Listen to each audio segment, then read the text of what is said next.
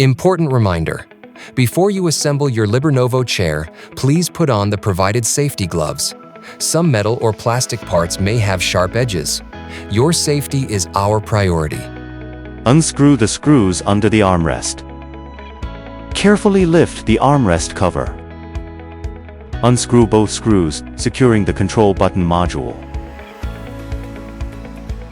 Disconnect the control button module.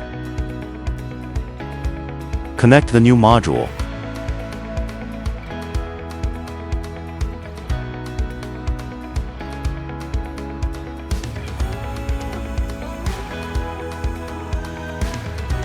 Tighten both screws. Place the cable in the correct position. Put the armrest cover back on. Push the armrest until the screw holes are clearly visible. Tighten the screws.